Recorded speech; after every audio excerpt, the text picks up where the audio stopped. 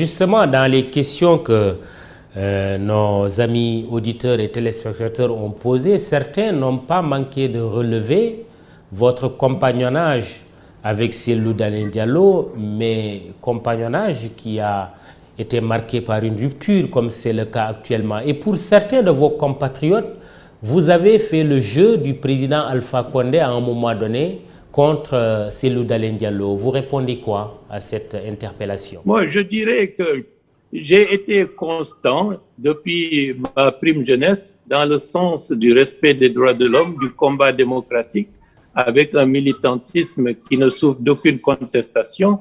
Bon, j'ai été exilé par le régime de M. Alpha Condé. J'ai vécu une période assez longue à l'étranger pendant 5 ans, mais je n'ai jamais obtenu de la part du parti que j'ai fondé et des personnes que j'ai accueillies dans ce parti la considération et la solidarité nécessaires à ce moment-là. Et j'ai à tout moment, depuis 2010, 2011, effectivement, j'avais indiqué que la manière dont le parti dirigé par El Hadji Dalein fonctionnait ne correspondait pas à ma vision, à ma façon de faire. Il fallait changer de paradigme, changer de méthode, aller toujours dans une logique de confrontation directe et en exacerbant les aspérités ethnocentriques était contre-productif. Et en plus des éternelles manifestations publiques avec des personnes, des jeunes gens au bras nus, toujours dans les mêmes circonstances, en alignant des cadavres et des cadavres, cela ne correspond ni à ma façon de concevoir la vie, ni à ma façon de voir l'évolution de mon pays. Et je n'ai jamais manqué de le souligner avec force et détermination, ce qui fait que le divorce était inéluctable. Donc, ceux qui disent que Bahouri, puisqu'il est rentré de l'exil, comme ils ont dit à un moment donné, que Bahouri a reçu 200 000 € de la part d'Alpha Condé pour venir casser le Fouta et casser l'UFDG, je dois dire aujourd'hui, j'ai la tête haute et les mensonges qui ont été déversés par-ci par-là ont montré leurs limites et avec le temps, la délation, la culture du mensonge, des contre-vérités ne peut plus espérer.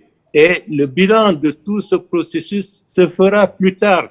Aujourd'hui, nous sommes dans un champ politique avec des présidents de l'UFDG d'un côté que j'ai préféré, le parti que j'ai fondé, j'ai préféré m'en laver les mains. Je suis dans un parti que nous avons créé, l'Union des démocrates pour la renaissance de la Guinée. Nous défendons notre projet, nous allions les projets avec d'autres formations politiques. Je pense que l'histoire guinéenne des années 2010 à 2020 prendra du temps pour être réécrite ou écrite parce qu'il y a beaucoup de choses qui, un jour, permettront aux citoyens guinéens de savoir quelle était la nature des uns et des autres par rapport à une histoire qui s'est révélée très tragique, avec beaucoup de morts, beaucoup de personnes tuées, beaucoup de personnes exilées et beaucoup de personnes qui sont amputées et handicapées aujourd'hui. Mais très bien, mais est-ce que cela veut dire que des retrouvailles avec Cellou Dalein Diallo ne sont pas à l'ordre du jour? Bon, vous savez, il faut faire preuve de réalisme. C'est les circonstances qui le permettent. Vous savez, historiquement, des adversaires acharnés ont fini par faire la paix lorsque les exigences de leur pays l'exigeaient. Aujourd'hui, nous sommes dans un contexte et nous n'avons pas manqué maintes fois de tendre la main à l'ANAD, c'est-à-dire la coalition dirigée par El Hadji Dalein, pour qu'on se retrouve tous ensemble pour avoir une approche commune par rapport à la situation présente dans notre pays. On ne désespère pas de les voir dans les prochains jours, nous ensemble se retrouver pour avoir un programme minimum commun pour pouvoir être mieux entendus et défendre mieux certaines questions que nous estimons être des questions d'intérêt national.